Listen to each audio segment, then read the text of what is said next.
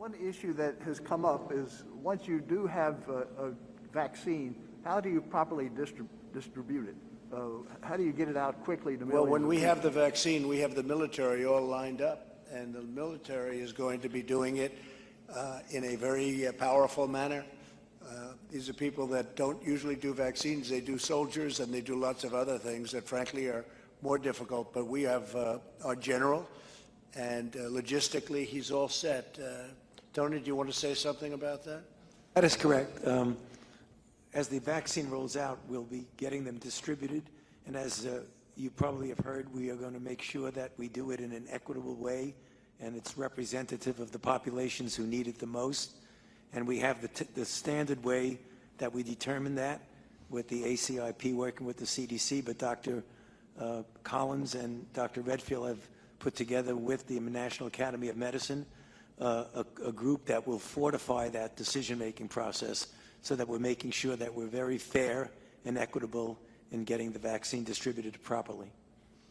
And I think I could have Francis say that tremendous progress has been made on the vaccine beyond anything that we would have thought if you go back 6 months. What do you think? It is just, frankly, quite astounding, Mr. President. I've been at NIH for 27 years and director for 11, and I've seen some amazing things happen. But the way in which the whole research community, public and private, philanthropies, everybody has come together to work on this, not worrying about who gets the credit, trying to figure out how to strip away anything that's going to slow things down.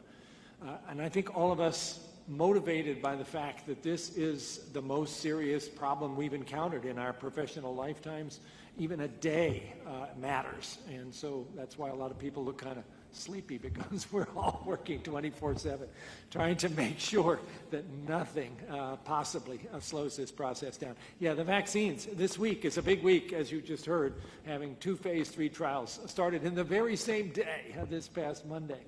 And based upon very impressive phase 1 data showing that people who got that in the phase 1 trials developed these high levels of neutralizing antibodies that should be very predictive of protection, but you don't know until you actually run the trial in those 30,000 people. By the way, you heard earlier about coronavirus.gov, which is the place you can go to find out how you can donate plasma. There's another thing you can do if you go to that website, which is to sign up to say you're interested in a vaccine trial.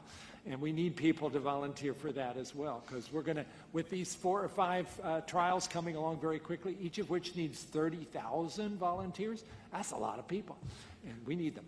And Francis, we're working very well with other countries. We are indeed. And science has always been international, and it certainly is right now. And we work with our colleagues in Europe and the UK and Asia in a way that I think represents the best of the best. And again, everybody recognizes we're all in this together across the whole planet.